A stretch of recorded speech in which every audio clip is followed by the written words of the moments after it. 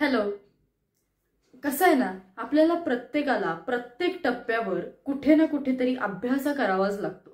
आता बघा ना, आपण अगदी साधं घराच्या बाहेर कुठेतरी पडलो आणि आपल्याला एखाद्या वेगळ्या ठिकाणी जायचंय, तर त्यावेळेला आपल्याला साधा गुगल मॅप ओपन करावा लागतो आणि मग त्यानंतर सुरुवातीला एका जागी कुठेतरी थांबायचं किंवा घरातून बाहेर पडताना सुरुवातीला तो मॅप आपल्या फोनवरती काढून बघायचा आणि मग हे असं जायचंय का, मग तसं जायचंय, अच्छा मग इकडून उजवीकडे वळायचंय, मग तिथे गेल्यावर थोडंसं पुढे जाऊन मग इकडे एक दुकान लागेल, मग त्या दुकानापासून डावीकडे वळायचंय. या ज्या सगळ्या गोष्टी आहेत त्याला एक वेगळ्या प्रकारचा अभ्यासच म्हणतात. कुठलीही गोष्ट सुरू करताना आपण ज्या पद्धतीने त्या गोष्टी आकलन करतो किंवा त्या ज्या पद्धतीने गोष्टींचा आपण एक वेगळ्या प्रकारचा स्टडी करतो त्याला अभ्यासच म्हणतात. त्यामुळे आपला किंवा आपल्यातला एक आणि एक अवयव हा वेळोवेळी आणि प्रत्येक ठिकाणी अभ्यास करत असतो. कितीही मोठा माणूस झाला एखादी व्यक्ती तरी सुद्धा त्या व्यक्तीला अभ्यास हा करावाच लागतो. आणि म्हणूनच लोक PhD करतात. कशासाठी? तर आणखीन आणखीन आणखीन आणखीन पुढे शिकत जायचं याच्यासाठी. तर माझ्या एका मैत्रिणीचं उदाहरण माझ्या डोळ्यासमोर आहे. तिचं नाव आहे मनाली. ती माझ्यापेक्षा मोठी आहे, मी तिला मनाली ताई म्हणते. तर मला तिचं कौतुक या गोष्टीसाठी वाटतं की ती माझ्यासारखीच आहे, म्हणजे माझ्यापेक्षा एक 5-6 वर्षांनी मोठी आहे, पण ती 10वीत 3 वाजता वगैरे उठून अभ्यास करायची. त्यानंतर ती 11वीत 12वीत असं करत करत करत सगळ्या विषयात ती कायम पहिली येते. अजूनही ती पहिली येते. स्वतःच्या मार्कांवरती तिने डॉक्टरला ऍडमिशन मिळवली. डॉक्टरच्या मेडिकल कॉलेजमध्ये ती शिकली. तिकडनं ती डॉक्टर झाली. त्याच्यानंतर पुढे पोस्ट ग्रॅज्युएशन केलं. त्या पोस्ट ग्रॅज्युएशनमध्ये ती पहिली आली. त्याच्यानंतर पुढे आणि काहीतरी पोस्ट ग्रॅज्युएशन केलं, त्याच्यातही ती पहिली आली. आता ती कशात तरी फेलोशिप करते आणि अजूनही तिचं म्हणणं आहे की मला शिकायचंय. कारण अभ्यास हा कधीच संपत नाही. जगाच्या कुठल्याही कोपऱ्यावर आपण गेलो तरी अभ्यास हा चालूच असतो.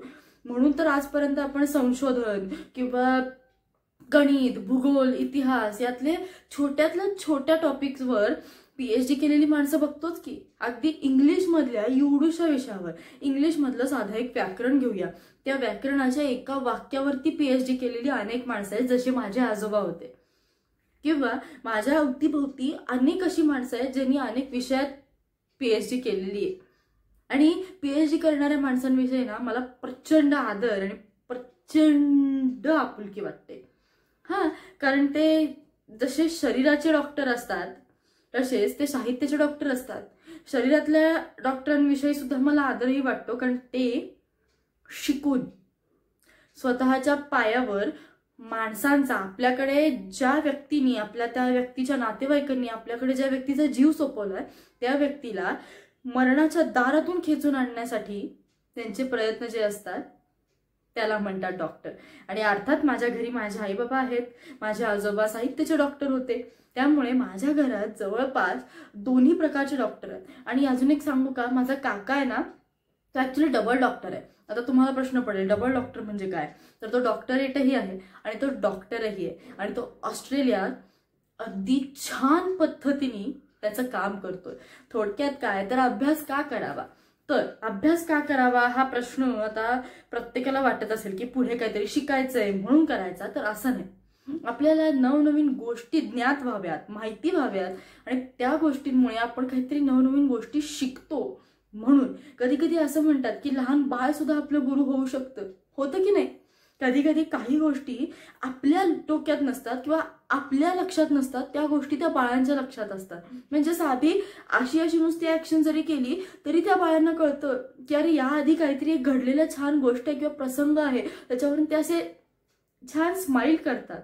एखादी अशी कुठली तरी क्लिक झालेली गोष्ट जी आपल्याला पटकन अचानक क्लिक होते आणि आपलं सगळं माइंडसेट बदलतं किंवा आपला चेहरा बदलतो, कारण त्यावेळेला असं काहीतरी घडलेलं असतं किंवा ते सबकॉन्शियस माइंडमध्ये कुठेतरी असतं. मग सबकॉन्शियस माइंड म्हणजे काय, किंवा या सगळ्या गोष्टी मला तुमच्याशी बोलण्यासाठी कुठल्या विषयावरती मी बोललं पाहिजे, किती बोललं पाहिजे, कुठल्या विषयात किती तुमच्याशी गप्पा मारल्या पाहिजेत, याचाही मला अभ्यास करावाच लागतो की. आता शैक्षणिक अभ्यास करणं हे तर आपल्या जीन्समध्येच आहे किंवा आपल्या रक्तातच आहे असं म्हणावं लागेल, कारण आपण सगळे शिक्षण घेत असतो आणि माझं तर म्हणणं आहे की आपण वेळोवेळी अभ्यास करत राहावं, कारण तो केल्यामुळे ना आपल्या ज्ञानात भर पडते. म्हणजे अगदी पुस्तकी किडा होऊन 4 तास 5 तास कंटिन्यू पुस्तक घेऊन वाचत बसणं असा अभ्यास नाहीये.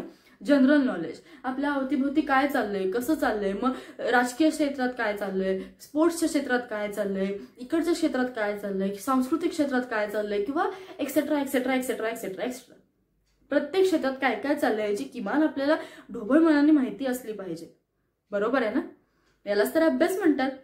आणखीन काय आणि का करावा याचं बेसिक उत्तर मी तुम्हाला दिलं की आपल्याला काहीतरी नवीन शिकायला मिळावं, नवीन आपल्याला काहीतरी असं छान ऊर्जा देणारं मिळावं, यासाठी आपण अभ्यास करावा. अभ्यासाचा कंटाळा येतो, मलाही कधी कधी येतो, दिवसभर अभ्यास काय करायचा यार, किती परीक्षा लिहायच्या, असं होतं. पण आपल्याला जर पुढे जायचं असेल तर डिग्रीच्या कागदापेक्षा महत्वाचं आहे आपल्या इथे काय साठवतोय आणि आपण त्या पद्धतीने त्याचा आपल्या रोजच्या जीवनात कसा वापर करतोय. त्यामुळे या सगळ्या गोष्टी ज्या मी आता तुम्हाला सांगितल्या किंवा आपण रोजच्या दैनंदिन जीवनात ज्या गोष्टी करतो त्या सगळ्या गोष्टींना अभ्यास लागतो.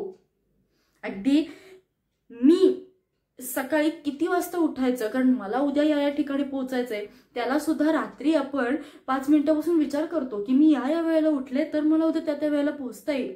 हा पण एक अभ्यासच आहे ना.